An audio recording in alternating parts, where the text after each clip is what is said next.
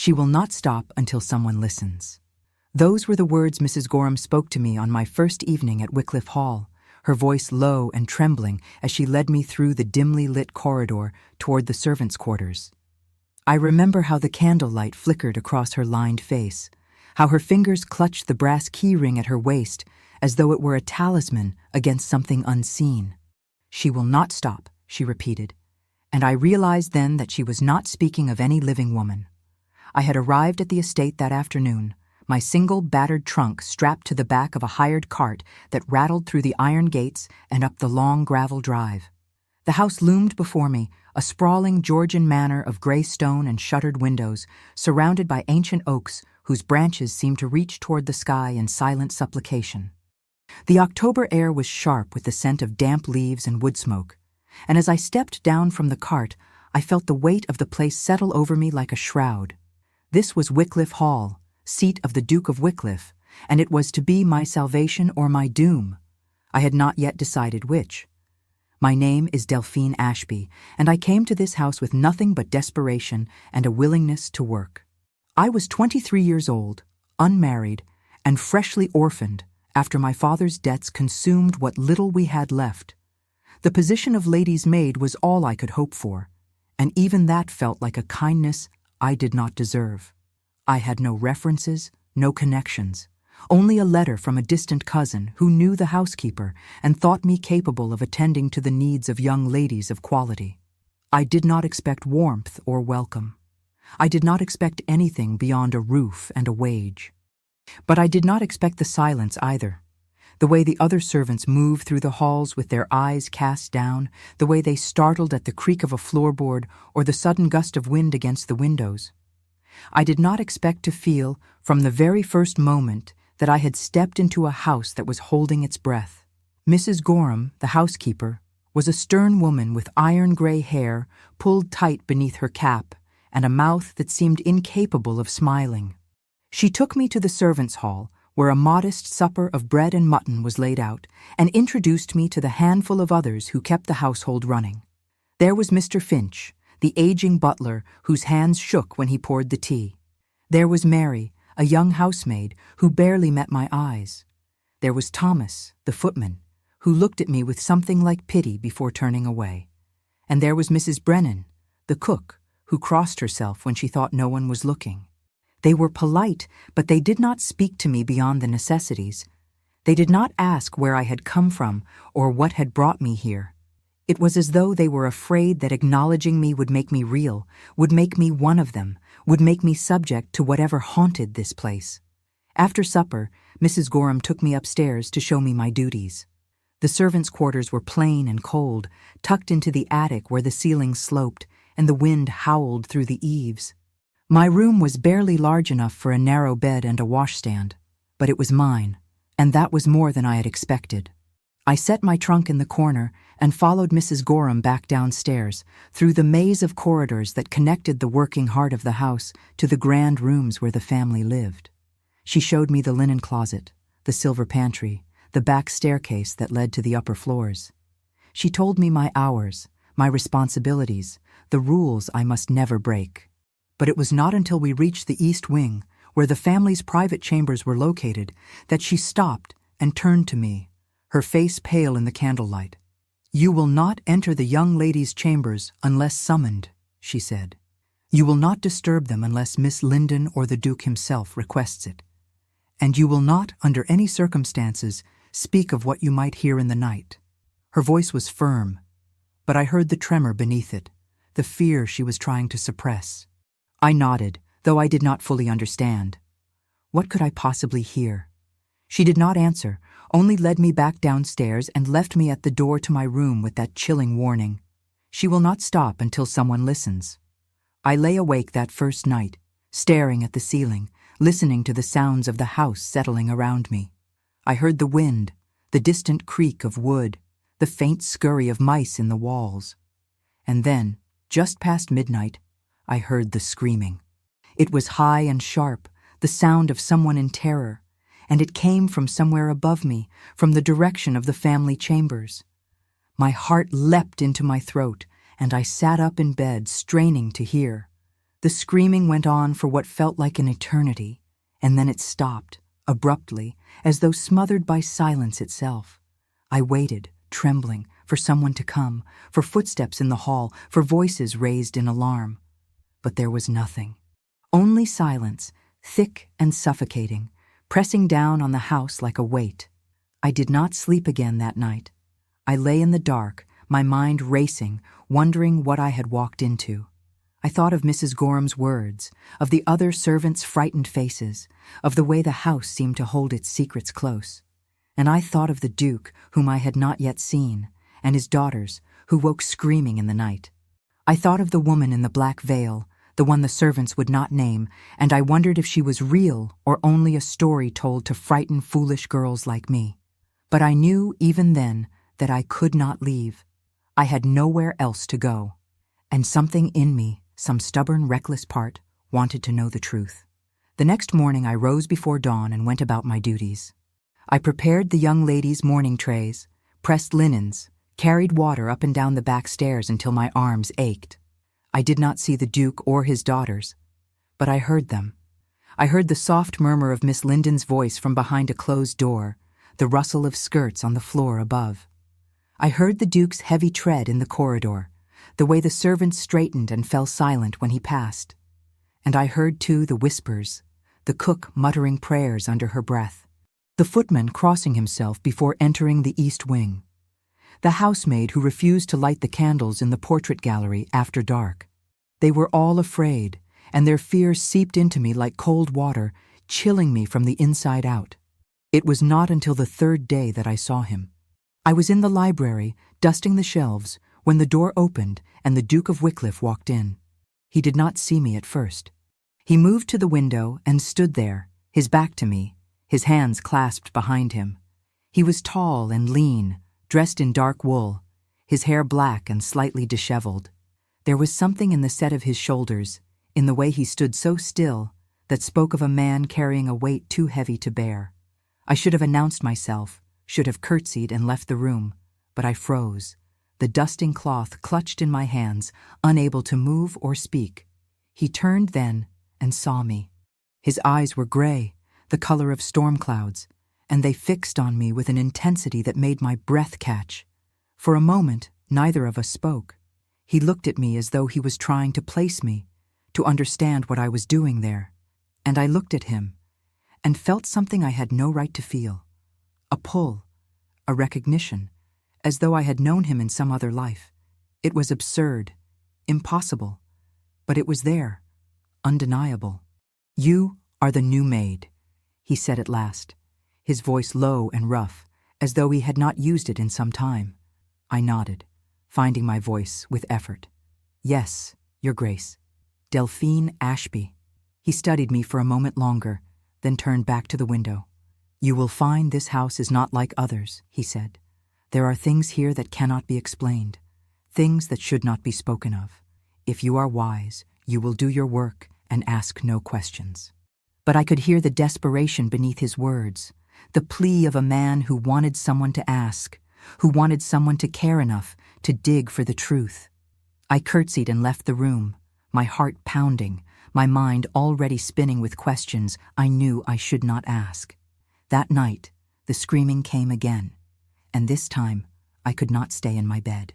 I rose, pulled a shawl around my shoulders, and crept up the back stairs toward the family chambers. The hallway was dark, lit only by a single candle burning in a sconce on the wall.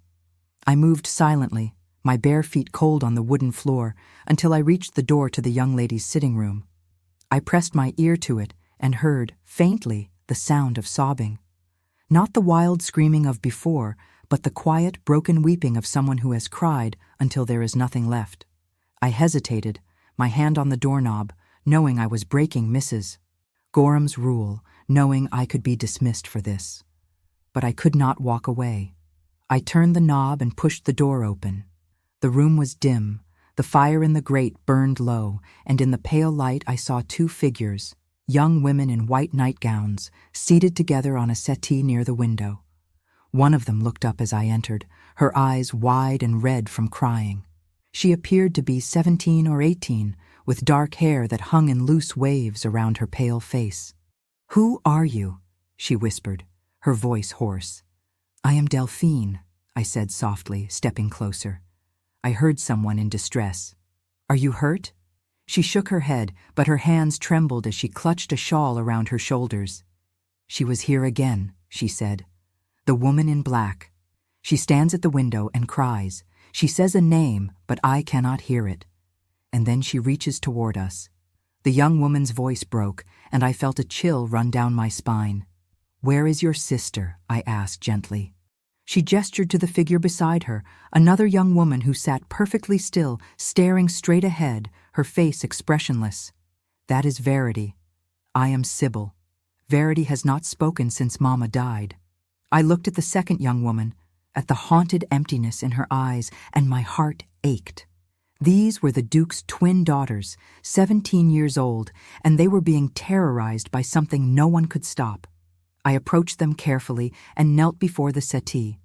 "I will stay with you tonight," I said. "I will not let anyone harm you." Sybil looked at me with those wide, frightened eyes, and then, slowly, she nodded. She drew her sister close, and I sat in a chair nearby, watching over them, wondering if the woman in black would come again, wondering if she would come for me. The woman in black did not come that night, but I felt her presence all the same.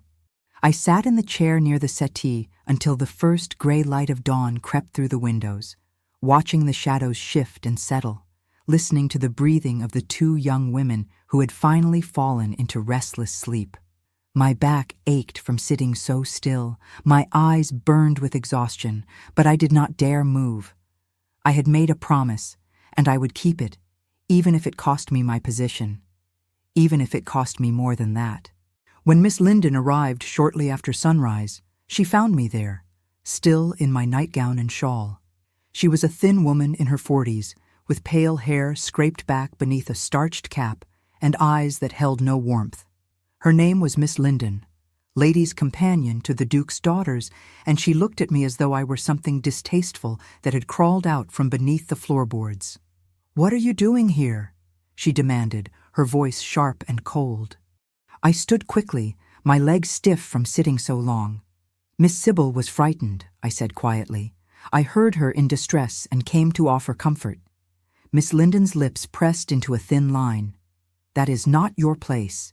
You are a maid, not a companion. You will return to your duties at once, and you will not enter this room again without permission. Do I make myself clear?" I nodded, but before I could leave, Sybil stirred on the settee and opened her eyes. She saw me and reached out her hand, her face lighting with something like hope. "Do not go," she whispered. "Please." Miss Linden moved between us, her skirts rustling with disapproval. "Enough, Sybil. You must dress for breakfast." "And you," she said, turning to me, "will leave now." I met Sybil's eyes one last time, trying to convey with a look that I had not abandoned her, that I would return if I could. Then I slipped from the room and hurried down the back stairs to my own quarters, my heart heavy with the weight of what I had witnessed. I did not see the Duke that day, but I thought of him constantly. I thought of the way he had stood at the library window, his shoulders bowed as though carrying the grief of the world. I thought of the rough edge to his voice when he warned me not to ask questions, and the desperation I had heard beneath it. He was a man trapped in his own house, haunted by something he could not name or banish, and I felt a pull toward him that defied all reason. I was a servant, a nobody, a girl with no family and no future. He was a duke, a widower, a father. There could be nothing between us but the distance that rank and propriety demanded.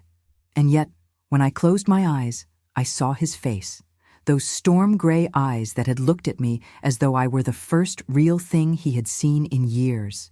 That afternoon, as I was carrying linens through the upper corridor, I passed the portrait gallery and paused. The door stood slightly ajar, and through it I could see the long row of paintings that lined the walls, generations of Wycliffes staring down from their gilded frames with expressions of pride and cold authority. I should have kept walking. I should have minded my own business, as Mrs. Gorham had warned me. But curiosity, that dangerous, reckless thing, drew me forward. I pushed the door open and stepped inside. The gallery was dim and cold, the heavy curtains drawn against the afternoon light. Dust motes drifted in the air, caught in the pale shafts of sunlight that managed to slip through the gaps in the fabric. I walked slowly along the row of portraits, studying the faces of the dead. There were stern old men in wigs and military uniforms, women in powdered hair and silk gowns, children posed stiffly with dogs and toys. And then, near the end of the gallery, I saw her, the Duchess Isolde. She was beautiful. That was the first thing I thought, and the second was that she looked desperately sad. The portrait showed her seated in a chair, her hands folded in her lap, her dark hair swept up in an elaborate arrangement of curls and pearls. She wore a gown of deep blue velvet, and around her throat was a necklace of sapphires that glittered in the painted candlelight. But it was her eyes that held me. They were large and dark, and filled with a sorrow so profound it seemed to reach out from the canvas and wrap itself around my heart.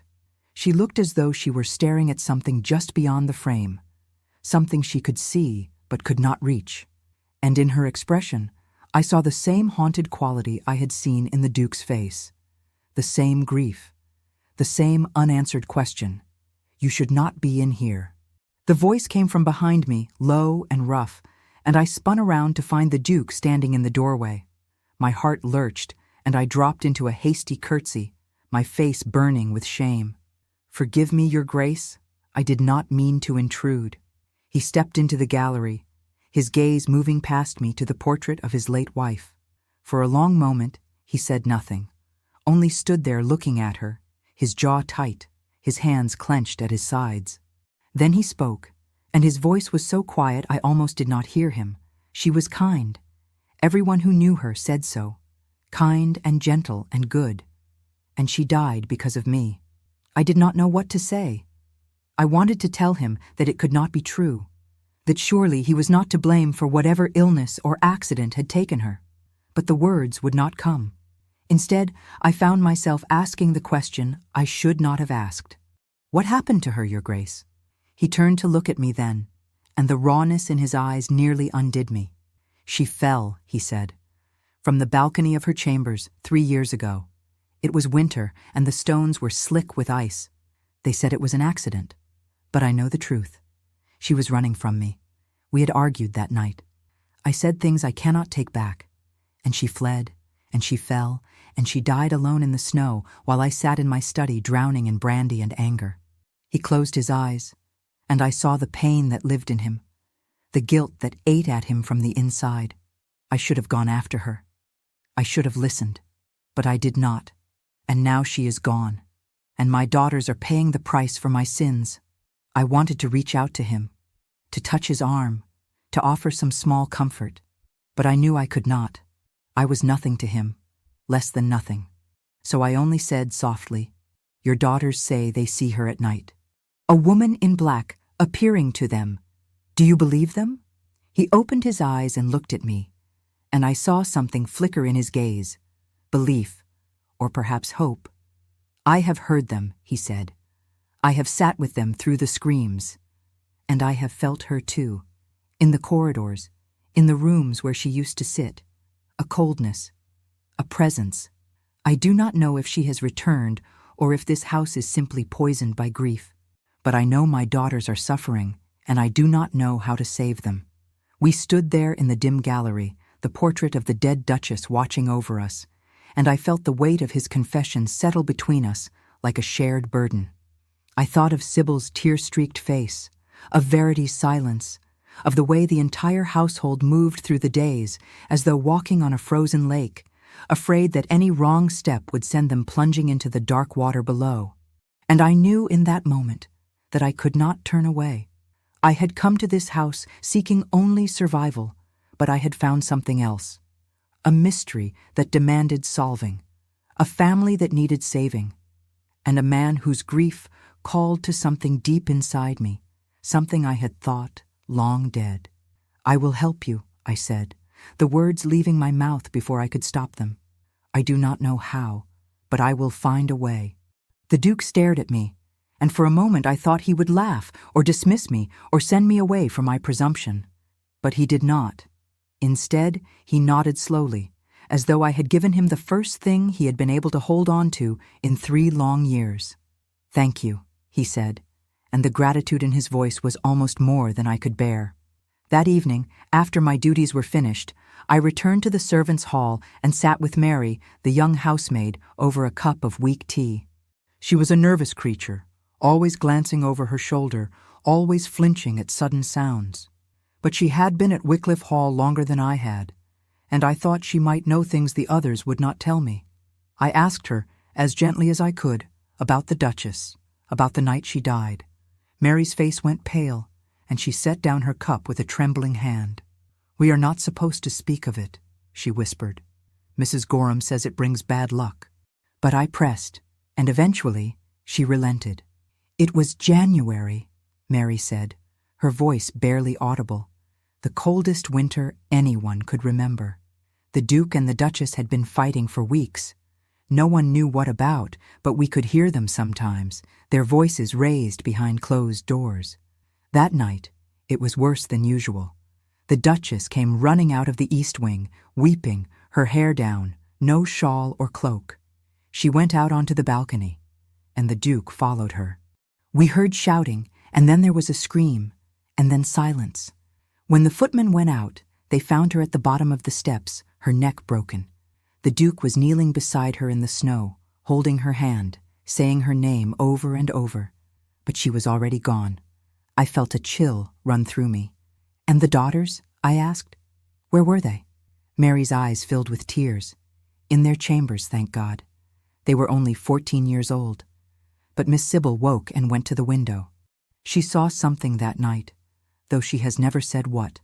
And Miss Verity, she has not been the same since. Miss Sybil wakes screaming, and Miss Verity has not spoken a word in 3 years. The doctors say it is grief, but we know better. It is the Duchess. She is angry. She wants something, and she will not rest until she has it. I left Mary then and went to my room, but I did not sleep. I lay in the dark, turning over everything I had learned, trying to piece together the truth from the fragments of story and rumor. The Duchess had died in a fall, but there were questions.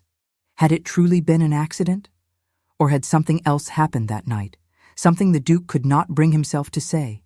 And if the Duchess was haunting this house, what was she trying to tell her daughters? What name was she crying out in the darkness? The next night, the screaming came again, louder and more desperate than before. I did not hesitate. I rose from my bed, took up a candle, and went to the young ladies' chambers. This time, I did not knock. I pushed open the door and stepped inside, and what I saw froze the blood in my veins. The 2 young women were standing near the window, clutching each other, their eyes wide and fixed on the far corner of the room. And there, half hidden in shadow, was the figure of a woman. She wore a long black gown, and a veil covered her face. Her hands were raised as though reaching toward them, and from beneath the veil came a sound like weeping, low and broken, and filled with unbearable sorrow. I stood rooted to the spot, unable to move, unable to breathe. And then the woman turned, and though I could not see her face, I felt her gaze fall upon me, and I heard, clear as a bell, a single word whispered into the darkness: Verity. The name hung in the air like smoke, and then the figure dissolved, melting into the shadows as though she had never been there at all. I stood frozen, my candle trembling in my hand, my heart hammering against my ribs. Sybil began to cry, soft, whimpering sobs that broke the terrible silence, and I forced myself to move. I crossed the room and placed a comforting hand on her shoulder, steadying her while she shook. Verity remained motionless, standing by the window, her eyes still fixed on the corner where the woman had stood, her young face pale and empty. "It is all right," I whispered, though I did not believe my own words. "She is gone now. You are safe." But even as I spoke, I knew it was not true. The woman in black was not gone. She was only waiting, biding her time, gathering her strength to return. And she had spoken a name. Not both of them, not a general plea or warning, but a specific name. Verity. Why? What did she want with the silent young woman who had not spoken since her mother's death? I stayed with them until morning, seated in a chair near the window, watching the darkness slowly give way to gray dawn. When Miss Linden arrived, she found me there again, and this time her anger was colder, more controlled. "You were told not to come here," she said, her voice like ice. "I will report this to Mrs. Gorham, and you will be dismissed." I stood, my body aching, my mind racing. "Before you do," I said quietly, "you should know that the apparition came last night. I saw her myself. She appeared in that corner, and she spoke. She said Verity's name." Miss Linden's face went white. She opened her mouth, closed it, and then turned on her heel and left the room without another word. I did not know if she would report me or if my confession had frightened her into silence. I did not care. I had seen the ghost with my own eyes, and I would not pretend otherwise. I would not be like the others, who moved through this house with their heads down and their mouths shut, hoping that if they ignored the horror, it would go away. It would not go away, not until someone faced it. I went downstairs and found Mrs. Gorham in her sitting room, a small cluttered space off the kitchen where she kept her accounts and took her tea. She looked up as I entered, her expression hard and unreadable. "Miss Linden has spoken to me," she said. "You have disobeyed a direct order.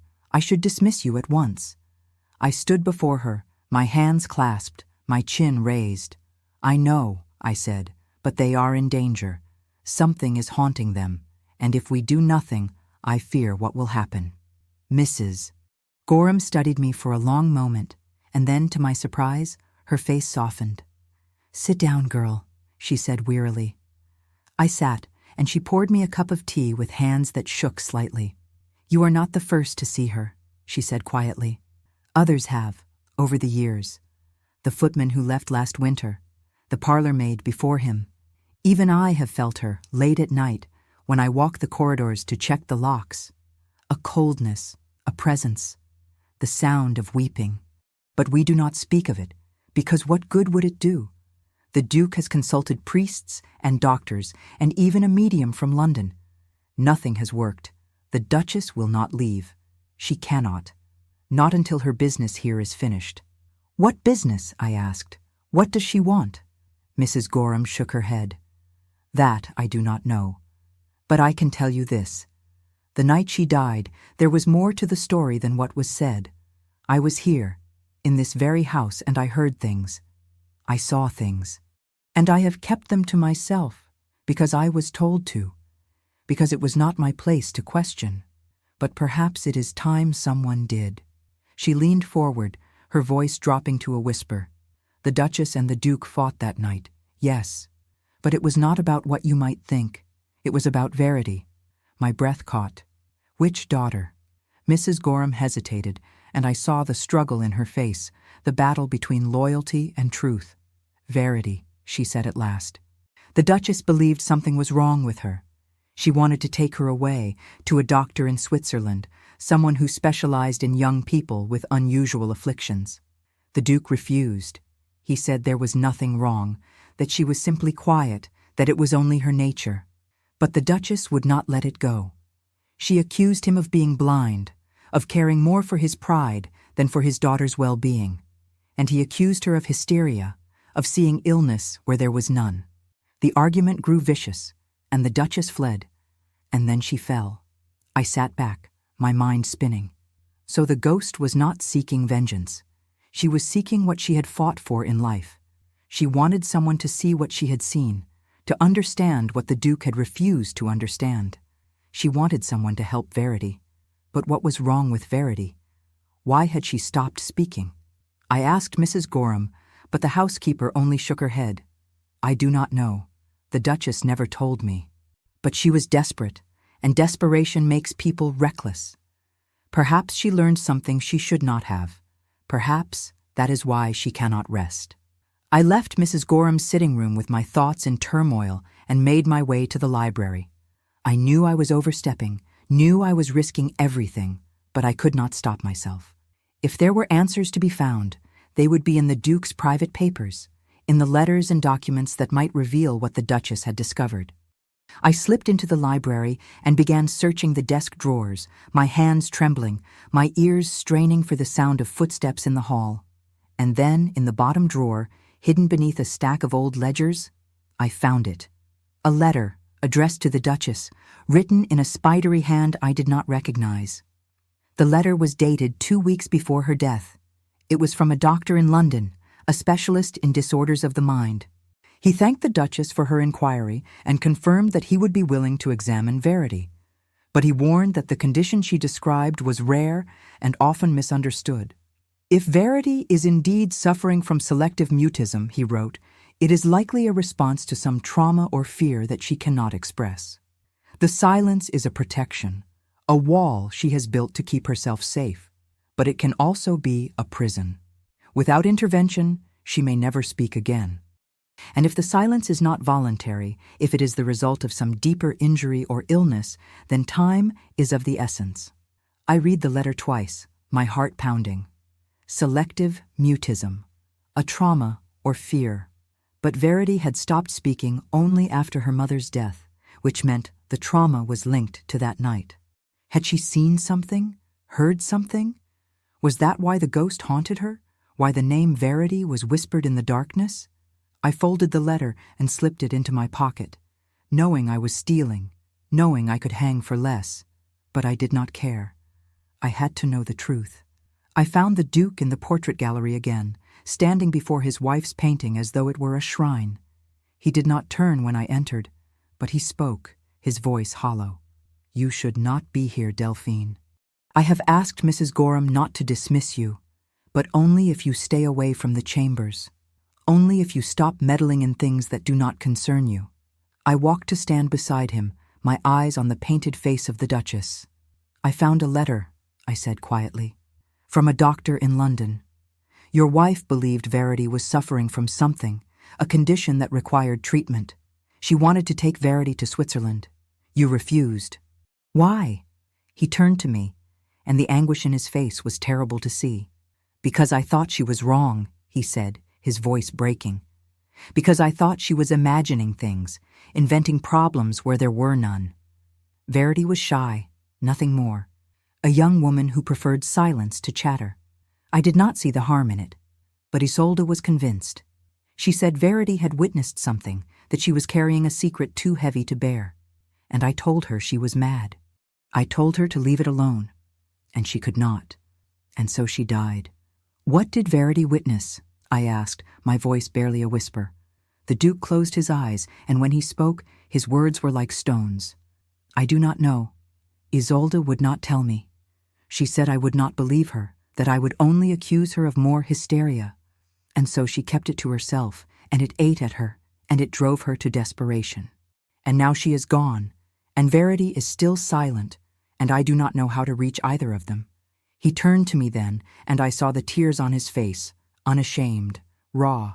Help me, Delphine, please. I cannot do this alone. I reached out and took his hand, feeling the warmth of his skin, the strength in his fingers.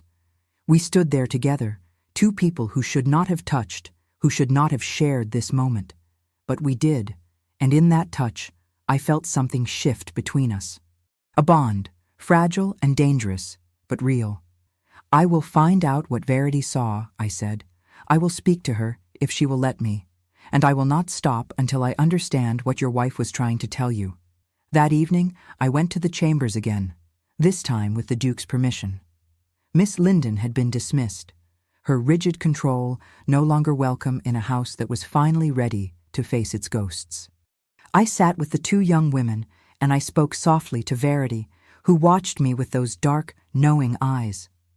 I told her that I had seen her mother, that I knew her mother loved her, that her mother wanted her to be free, and I asked her, gently, if she remembered the night her mother died. Verity did not speak, but she reached beneath her pillow and pulled out a small object, which she placed in my hand. It was a locket, tarnished silver, with a broken chain. I opened it, and inside was a miniature portrait of the Duchess, and on the opposite side, a lock of dark hair. But there was something else, too. A piece of paper, folded so small it was almost invisible. I unfolded it with trembling fingers, and on it, in the Duchess's hand, were 3 words. "He is watching." I looked at Verity, my blood turning to ice. "Who is watching?" I whispered. "Who did your mother mean?" But Verity only stared at me, her eyes wide and full of fear, and I knew she could not say. She had buried the truth so deep that even she could not reach it anymore. But I would. I would dig until I found it, no matter what it cost me. I did not sleep that night. I sat in my small room with the locket clutched in my hand and the cryptic note spread before me on the coverlet. "He is watching." 3 words that changed everything. The Duchess had not died in a simple accident, fleeing a domestic quarrel. She had been afraid. Someone had been watching her, stalking her, and she had known it. And somehow, Verity had seen. At 14 years old, she had witnessed something so terrible that it had stolen her voice and locked her in silence for 3 years. I thought of the Duke's anguish, his guilt, his conviction that his words had driven his wife to her death.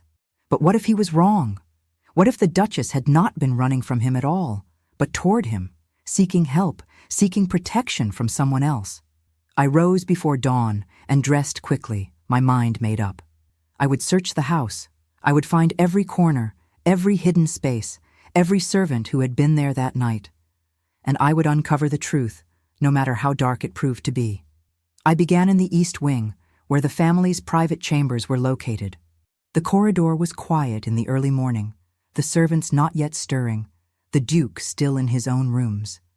I moved silently, testing doorknobs, peering into unused chambers thick with dust and the smell of disuse. And then I found it. A door I had not noticed before, tucked into an alcove behind a heavy tapestry. It was locked, but the lock was old and the wood around it warped with age. I took a hairpin from my pocket and worked at it until I heard the click. The door swung open, revealing a narrow staircase that led upward into darkness. I climbed the stairs, my candle flickering in the draught, my heart pounding. The staircase was steep and cramped, clearly meant for servants in another era, and it ended at a small door that opened into the attic above the chambers. The attic was cluttered with trunks and old furniture, but there was a narrow space cleared near the floorboards, and when I knelt and looked down, I realized with a chill that I could see through the cracks into the room below.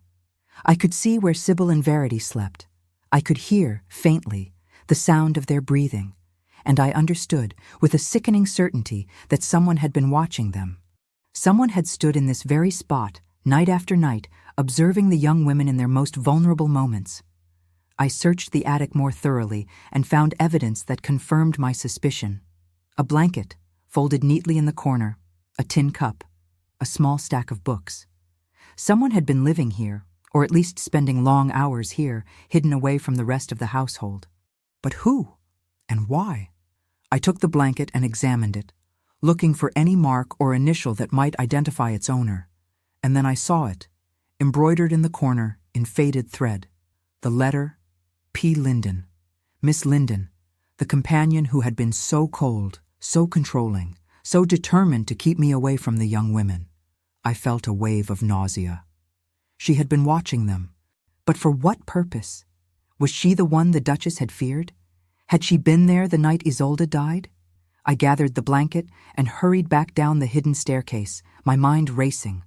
I had to tell the Duke. I had to warn him that the woman he had entrusted with his daughter's care was not what she seemed. I found him in the library, sitting at his desk with his head in his hands. He looked up as I entered, and I saw the exhaustion in his face, the lines that grief and sleeplessness had carved into his features. I crossed the room and laid the blanket on the desk before him. "I found this in the attic above the chambers," I said. "There is a hidden staircase, and from the attic one can see directly into the young women's room. Someone has been watching them, and I believe it was Miss Linden." The Duke stared at the blanket, his face draining of color.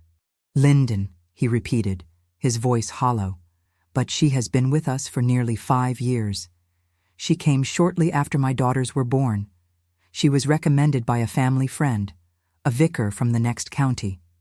She has always been strict, but I thought it was only her manner, her dedication to propriety."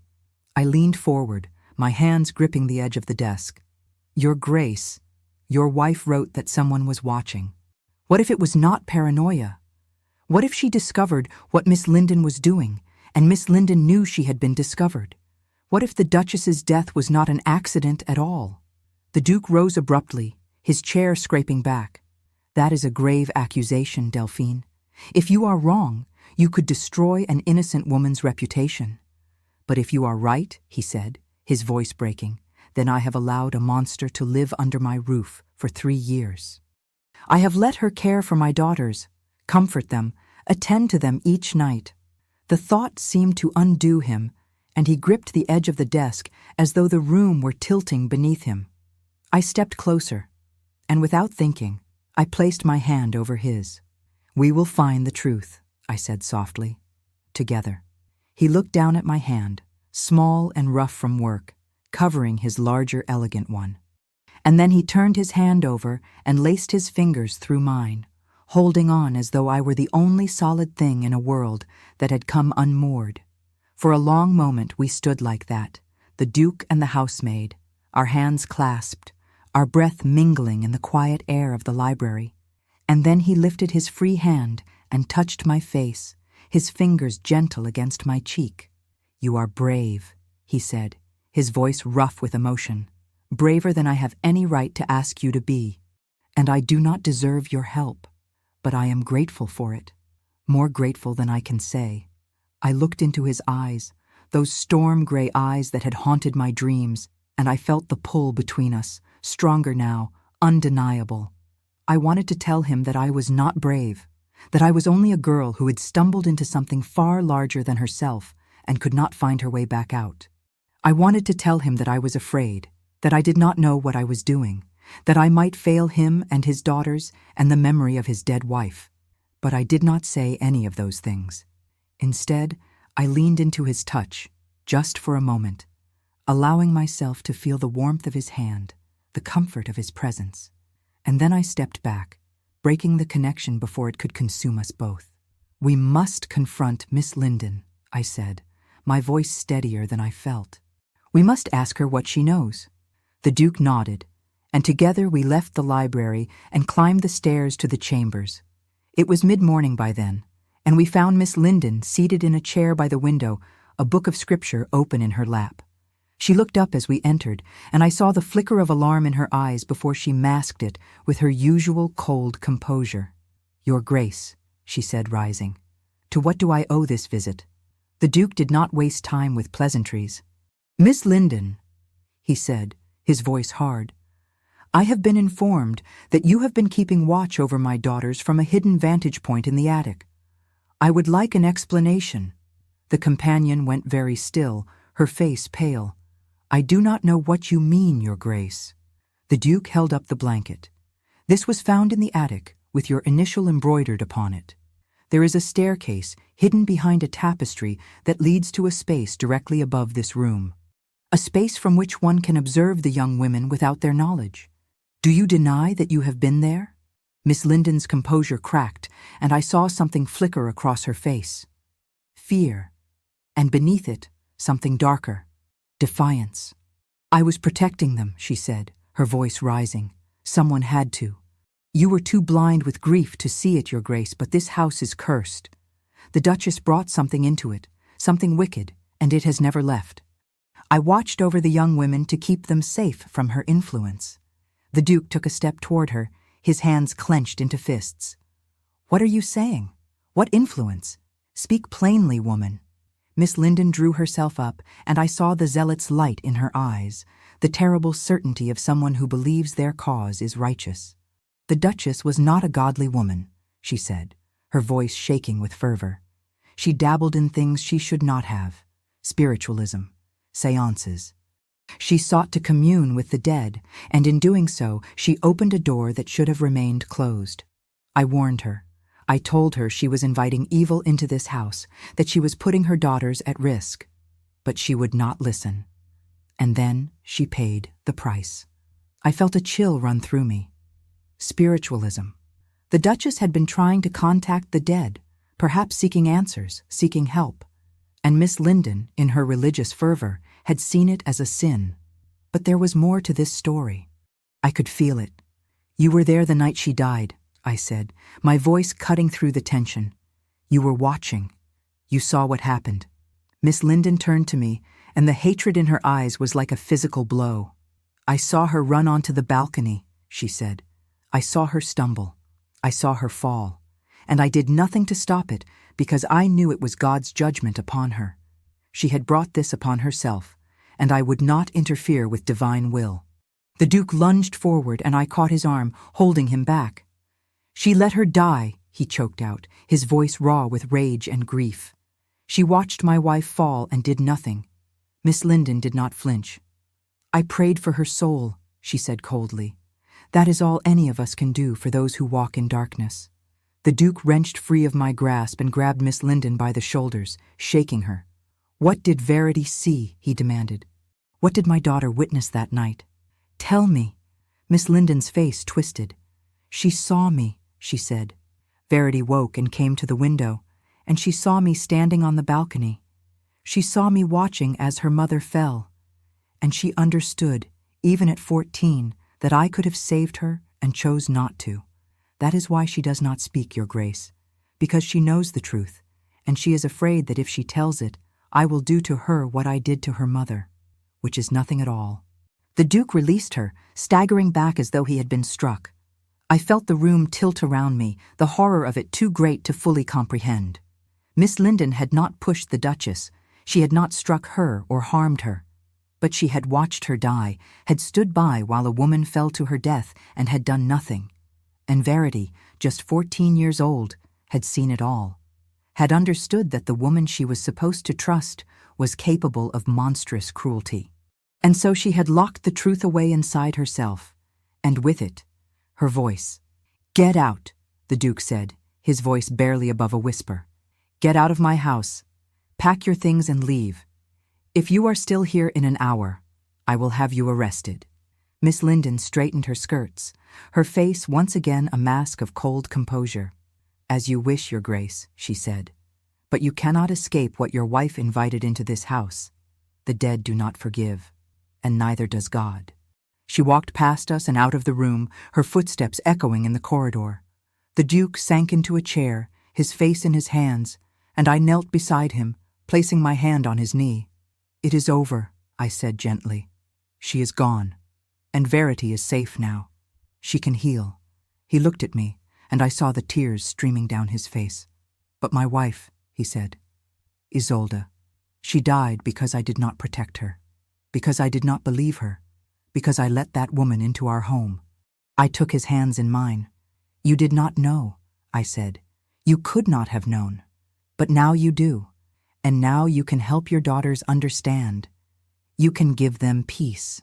That night, the house was quiet for the first time since I had arrived. There were no screams, no apparitions, no cold presences in the corridors. It was as though the Duchess, having been heard at last, had finally found rest. And in the chambers, Verity spoke. She said only one word, soft and tentative, but it was enough. "Papa." The Duke wept, and I wept with him, and we held the young women close, and for the first time in 3 years, the family began to heal. The weeks that followed were unlike any I had known.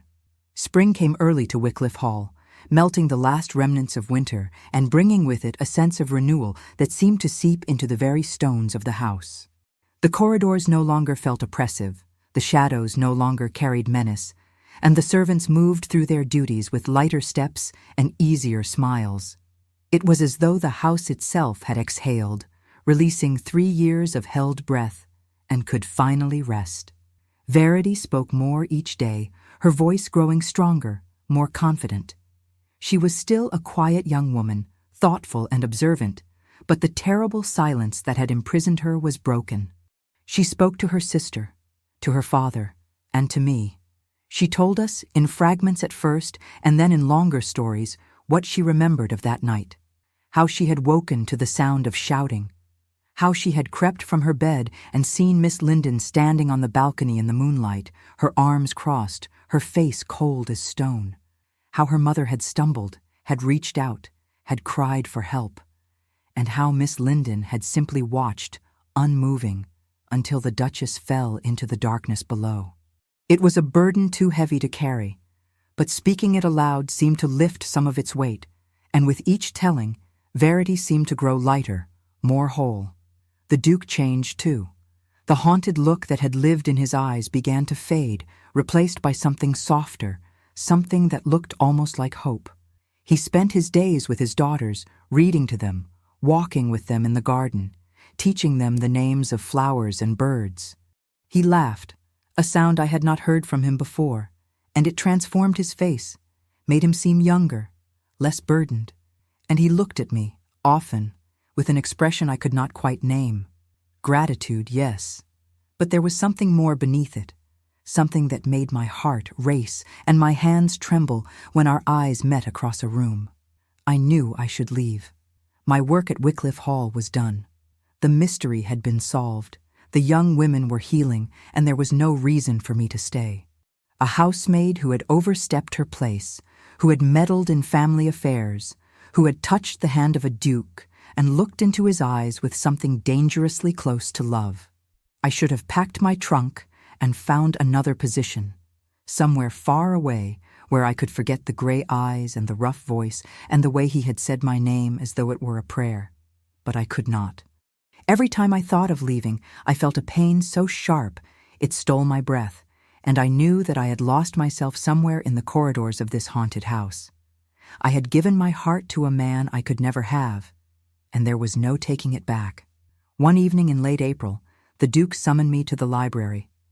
I went with my pulse racing, wondering if he had finally decided to dismiss me, to send me away before the scandal of our connection could damage his family's reputation.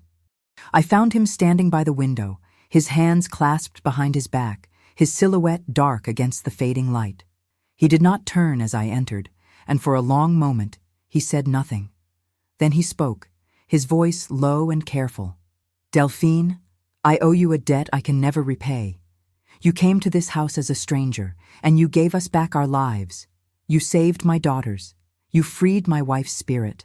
You showed me that there was still hope in the world, still goodness, still reason to wake each morning and face the day. And I do not know how to let you go." My throat tightened, and I struggled to find words. "Your Grace," I began, but he turned then, and the look on his face stopped me. It was not the look of a duke speaking to a servant. It was the look of a man standing on the edge of a precipice, afraid to fall but unable to step back. "Do not call me that," he said. "Not now, not when we are alone. I am Theron, just a man, a flawed, broken man who has made more mistakes than he can count. But I am also a man who knows what he wants, and what I want is you." I felt the floor tilt beneath me. "You cannot mean that," I whispered. "I am a housemaid. You are a duke. There are rules, expectations, an entire world that stands between us." He crossed the room to me, closing the distance in 3 long strides, and took my hands in his. "I know," he said. "I know all of it. I know that society will condemn us, that my peers will turn their backs, that there will be scandal and gossip and whispers that will follow us for years. But I have lived in a house haunted by regret, Delphine. I have spent 3 years wishing I had listened, wishing I had acted, wishing I had been brave enough to choose love over propriety when it mattered. And I will not make that mistake again. I do not care what the world thinks. I care only about this. About you. About the chance to build something real, something honest, something that will not crumble when the wind blows." Tears spilled down my cheeks, and I shook my head, even as my heart soared. "What are you asking me?" I said, my voice breaking. "What do you want from me?" He lifted my hands to his lips and kissed my knuckles, a gesture so tender it undid me. "I am asking you to marry me," he said. "I am asking you to be my wife, to be a mother to my daughters, to stand beside me as an equal in all things. I am asking you to take a leap of faith with a man who does not deserve you, but will spend every day of his life trying to be worthy of you. I know it will not be easy. I know there will be challenges, sacrifices, moments when you will question whether this was the right choice. But I also know that I love you, Delphine Ashby, and I will not let you walk out of my life without telling you that. I looked into his eyes, those storm-gray eyes that had seen so much pain and loss, and I saw the truth in them. He was not offering me a fantasy or a fleeting passion. He was offering me a partnership, a life, a future that would demand everything from both of us. And I realized that I did not care about the obstacles, the scandal, the judgment of people who did not know me and never would. I cared only about him, about the young women who had become dear to me, about the possibility of building something good and true in a world that so often felt cold and cruel. "Yes," I said, my voice steady now, certain. "Yes, I will marry you." He pulled me into his arms then, and I felt the tension leave his body, felt him hold me as though I were something precious, something he had been afraid to lose. We stood like that for a long time, wrapped in each other, the library growing dark around us, the world outside forgotten.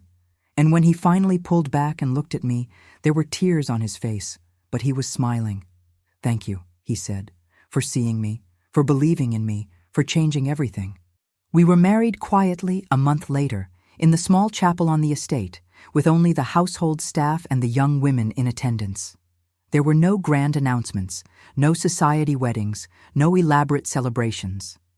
The Duke's peers would learn of it soon enough, and there would be talk, as there always was when someone broke the unwritten rules that governed their world. But we did not care. We had each other, and we had the young women, and we had a house that was finally at peace. Sybil and Verity stood beside me as I spoke my vows, holding bouquets of wildflowers they had picked that morning. They called me Mama now, shyly at first, and then with growing confidence, and I loved them as fiercely as if I had borne them myself. Verity especially clung to me, as though she knew I understood the weight of secrets, the cost of silence, the courage it took to speak the truth. And I did understand. I had been a girl with nothing, a girl who had walked into a haunted house and found not just a mystery to solve, but a purpose, a family, a home. The years that followed were not without difficulty. There were members of society who refused to acknowledge me, who whispered behind their fans and cut us from their guest lists. There were awkward dinners and tense encounters, moments when I felt the weight of my origins, the knowledge that I would never fully belong in the world Theron had been born into. But there were also moments of profound joy, watching my daughters mature, confident and kind, unburdened by the ghosts that had haunted their earlier years. Walking the grounds of Wycliffe Hall with my husband, my hand in his, knowing that we had chosen each other against all odds. Lying beside him at night, listening to the wind in the eaves, and feeling not fear but safety, not loneliness, but belonging. And sometimes, on quiet evenings, I would stand in the portrait gallery and look at the painting of the Duchess Isolde. Her sad, dark eyes seemed less haunted now, as though she too had found peace. I liked to think that she approved, that she knew her daughters were loved and protected, that the man she had married had finally learned to listen, to believe, to fight for what mattered. I would stand there and silently thank her for not giving up, for haunting us until we understood, for loving her family enough to cross the veil and demand justice. Wycliffe Hall was no longer a house of ghosts and secrets.